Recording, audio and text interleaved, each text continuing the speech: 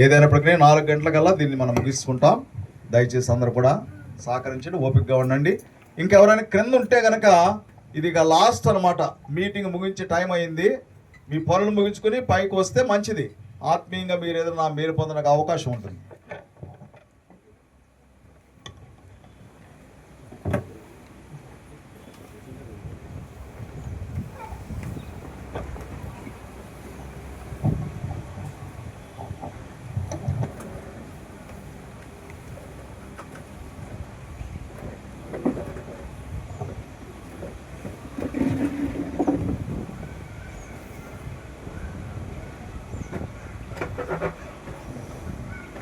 దేవుని యొక్క పరిశుద్ధమైనటువంటి నామమును బట్టి మరి చేరి వచ్చినటువంటి మరి దేవుని యొక్క దాసులకు యేసుక్రీస్తు ప్రభువారి యొక్క ఘనమైనటువంటి నామములో నా యొక్క వ్యక్తిగతమైనటువంటి వందనాలు నేను తెలియపరుచుకుంటూ ఉన్నాను.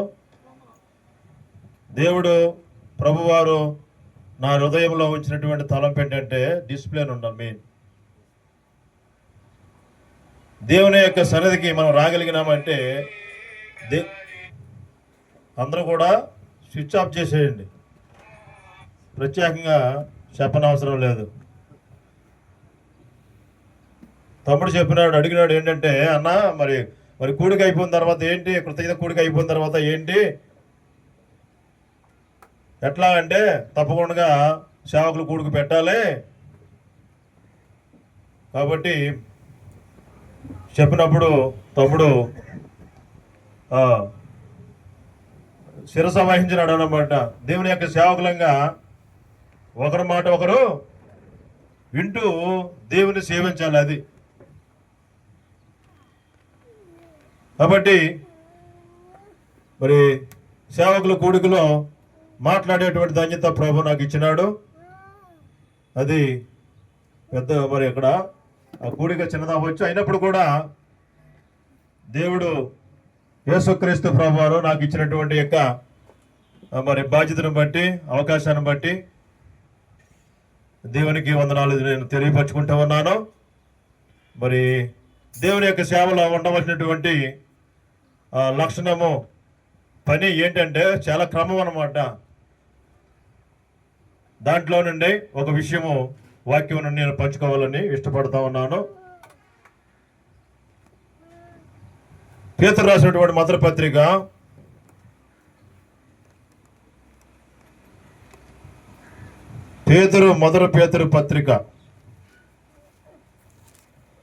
2వ అధ్యాయం. పేతురు రాసినటువంటి మొదటి పత్రిక 2వ అధ్యాయము 21, 22, 23, 24, 25 ఈ వచనాలు మనం మార్చి చదువుకుంటాం. క్రీస్తు కూడా మీ కొరకు బాధపడి మీరు తన అడుగుజాడల యందు నడుచుకున్నట్లు మీకు మాదిరి ఉంచిపోయాను. ఆయన పాపం చేయలేదు, ఆయన నోటును ఏ కపటమును కనబడలేదు, ఆయన దూషింపబడి బదులు దూషింపలేదు, ఆయన శ్రమ పెట్టబడి బెదిరింపగా న్యాయముగా తీర్చు దేవునికి తన్ను తాను అప్పగించుకొనెను. మనము పాపల విషయమై పోయి నీతి విషయమై జీవించినట్లు ఆయన తానే తన శరీరమందు మన పాపములను మాను మీద మోసుకొనెను. ఆయన పొందిన గాయముల చేత మీరు స్వస్థత పొందిరి. 25 మీరు గొర్రెల వలె దారి తప్పిపోతురి, కానీ ఇప్పుడు మీ ఆత్మల కాపరియు అధ్యక్షుడైన ఆయన వైపునకు మళ్ళీ ఉన్నారు. చదవబడినటువంటి వాక్య భాగము ద్వారా దేవుడు మనందరితో స్పష్టముగా మాట్లాడును గాక. ఏమండి? గాక అంటే ఆమేన్ అనాలండి. ఏమండి?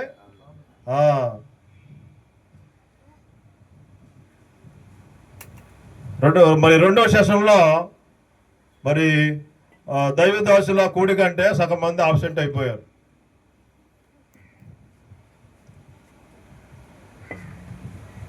ఏమండి? ఫుల్గా వచ్చింది, అటెండెన్స్ ఫుల్గా వచ్చారా? సగం మంది ఆబ్సెంట్ అయిపోయారు. అంటే దేవుని యొక్క మాటకు మనము విధేయత తీసుకుని రావాలి. ఎప్పుడైతే దేవుని యొక్క మాటకి మనము విధేయత మనం తీసుకుని వస్తామో దేవుడు మనల్ని బ్లెస్ చేస్తాడు అన్నమాట. ప్రభువు కూడా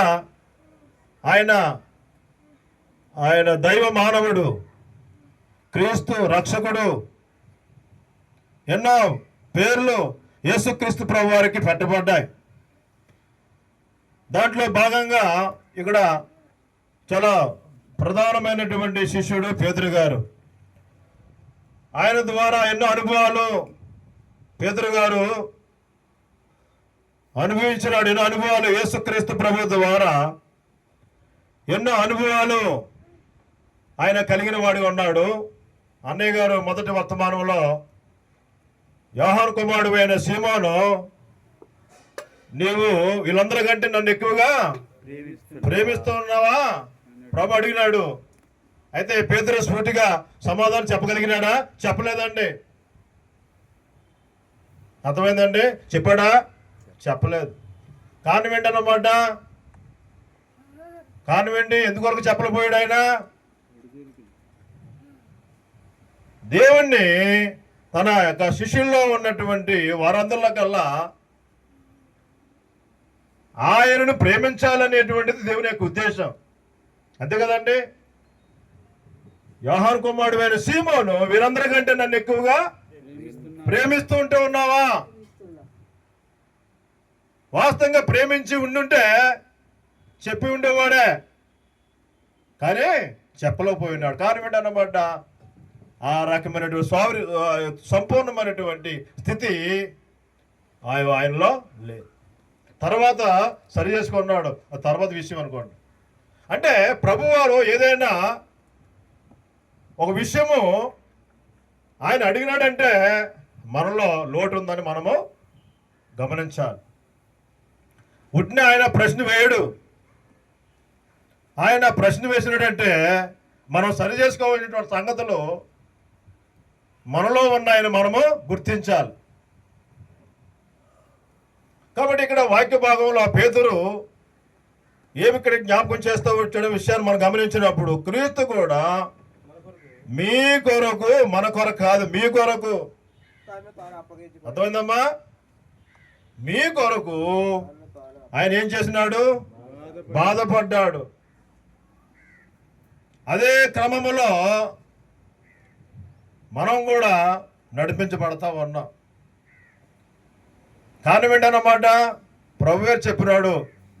యోహాను సువార్త 16వ అధ్యాయం 33వ వచనములు అంటా ఉన్నాడు, లోకములో మీకు శ్రమ కలుగును, అయినా కూడా ధైర్యము తెచ్చుకుని నేను లోకమును జయించాను. అంటే ఆయన జయించాడు కాబట్టి, నేను జయించాను కాబట్టి మీరు కూడా జయించాలి. ఆయన సిలువలో సాతాను యొక్క తల ఆయన చితగొట్టేసినాడు. మనం భయపడే అవసరం లేదు. అంటే ఆ తోక ఊపుతూ ఉంటాడు అనమాట వాడు. అంతే కదండి? ఆ తోకకి మనం ఎవరం కూడా భయపడే అవసరత లేదు. కాబట్టి లోకంలో మీకు శ్రమ వస్తుంది, అవమానం వస్తుంది, నింద వస్తుంది, బాధ వస్తుంది, కరువు వస్తుంది, వేదన వస్తుంది. అయినా కూడా యోబు గారు ఎట్లా రాస్తాడు చూడ, దయచేసి యోబు గారిని జ్ఞాపకం చేసుకుందాం. యోబు గ్రంథము చక్కటి మాట ఆయన రాసినాడు. ఎంత అద్భుతమైనటువంటి మాట మనం చూస్తే ఇక్కడ అంటా ఉన్నాడు. 24వ అధ్యాయము 16, 17. దేవుడు నా హృదయమును కృంగజేసెను, సర్వశక్తుడే నన్ను కలవరపరచును. ఏమన్నా దొరికిందో దొరకలేదా? 23 అధ్యాయము 16, 17. యోబు గ్రంథము 23. దేవుడు నా హృదయమును కృంగజేసెను, సర్వశక్తుడే నన్ను కలవరపరచెను, అంధకారము కమ్మియుండెను, గాఢాంధకారము నన్ను కమ్మియుండెను, నేను నాశనము చేయబడి ఉండలేదు. నేను అనుభవిస్తూ వచ్చినాను. వ్యక్తిగతంగా నేను చెప్పగలను. యోబు జీవితంలోనికి, యోబు తన యొక్క జీవితంలో అనుమతించినటువంటి రీతిగా ప్రభువు కూడా నా జీవితంలో కూడా ప్రభు అనుమతించినాడు. యోబు జీవితంలో ఏ రీతిగా అయితే ఇక్కడ రాసినాడో అదే అనుభవం గుండా ప్రభు నన్ను నడిపించినాడు. ప్రభు నన్ను విడిచిపెట్టలేదు. ఇక్కడ 17వ వచనం అంటారు, అంధకారము కమ్మి ఉండెనను, గాఢాంధకారము నన్ను కమ్మి ఉండెనను, నేను నాశనము చేయబడి. ఎంత అద్భుతమైన సాక్ష్యం. దానియేలు గ్రంథము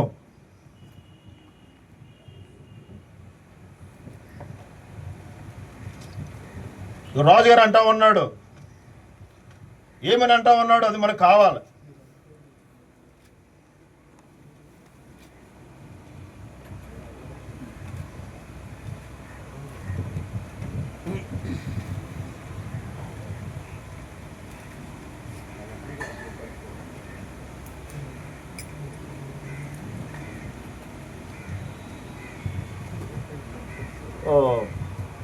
ఇక్కడ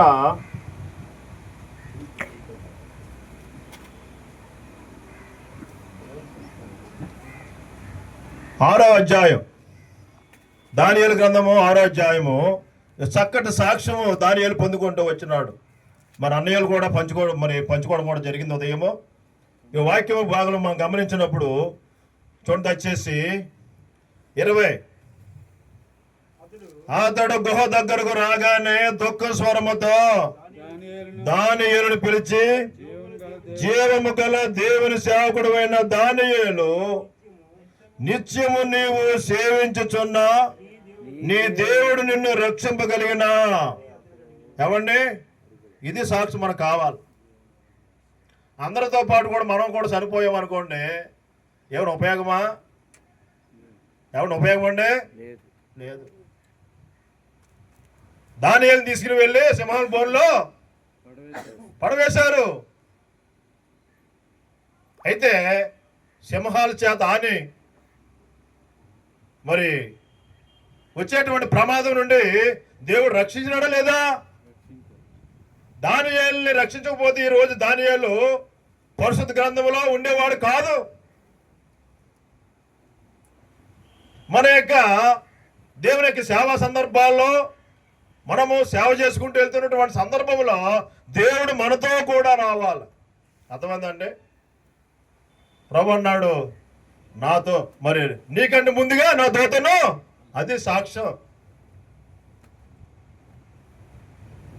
మనకంటే ముందుగా ఆయన ప్రయాణం అంటే అడ్వాన్స్. మన ప్రభు ఎట్లాంటి వాడు అంటే భవిష్యత్తు తిరిగినటువంటి వాడు. అయిపోయిన తర్వాత కాదు, మనకు ఎప్పుడు అర్థమవుతుంది? జరిగిన తర్వాత మనకు అర్థమవుతుంది. జరగకుండానే ఎరిగినటువంటి దేవుడు. ఏమండి, మనం నమ్ముకున్నటువంటి దేవాతి దేవుడు.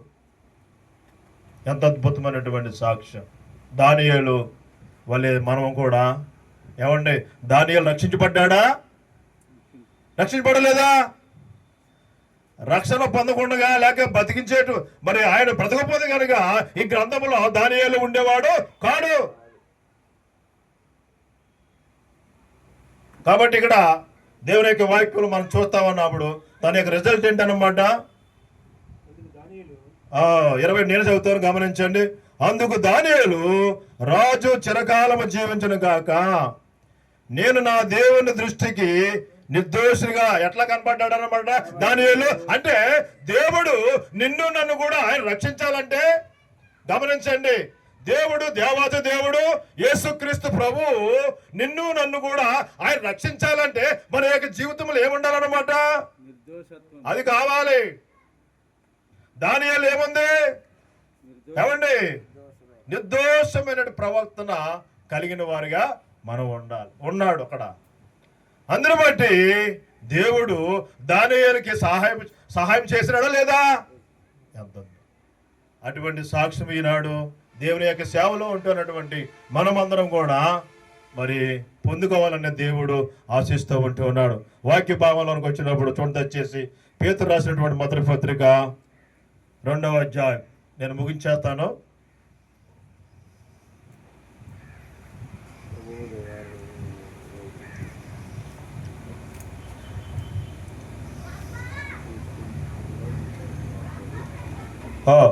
క్రీస్తు కూడా మీ కొరకు బాధపడి మీరు తన అడుగుజాడల యందు నడుచుకున్నట్లు మీకు మాదిరి, అది కావాలి నాకు తలంపు ఏంటంటే, నాకు కావాల్సిన తలంపు ఏంటంటే మాదిరి. ఎవరికి, ఎవరిని పెట్టుకోవాలి మనం మాదిరి? మన రక్షకుడు అయినటువంటి యేసుక్రీస్తు ప్రభువారే. ఆయన మనకు మాదిరి.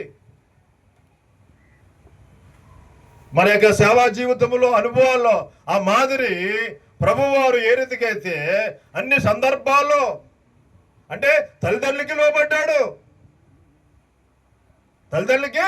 లోబడ్డాడు, శిష్యుల కాళ్ళు కడిగాడు. మనం కడుగుతా ఉన్నామా?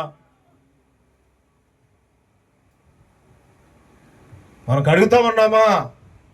అది ప్రభుకేనా అవసరం? మనకు అవసరం లేదా? ఆయన ఎందుకు అడిగినాడు? ఆయన పాపం చేసినాడా? ఉదయకాలం అన్నయ్య గారు జ్ఞాపకం చేసినాడు. ఆయన దూషింపబడి బదులు మనమైతే మనం ఏం చేస్తామండి? తిరిగి దూషిస్తే నాట్ ఎ గాడ్ సర్వెంట్. ఓర్చుకోవాలి.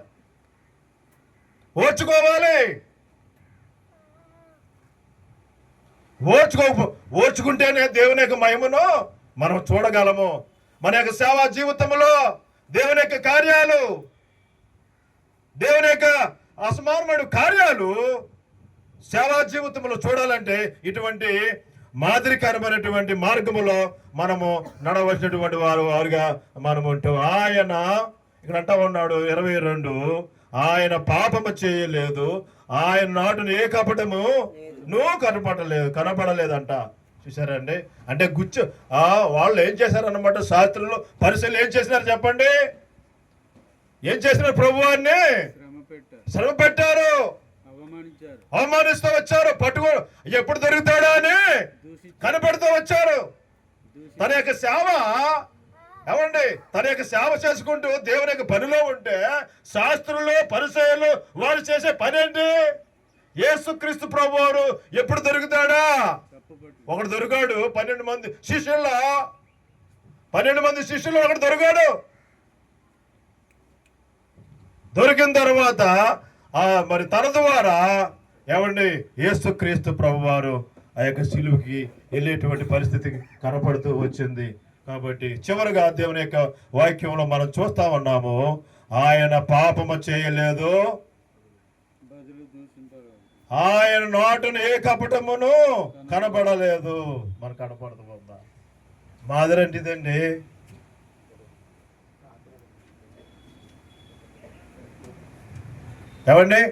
మాదిరి అంటే ఏంటి? నిర్వచనం. దూషింపబడి బదులు దూషింపక.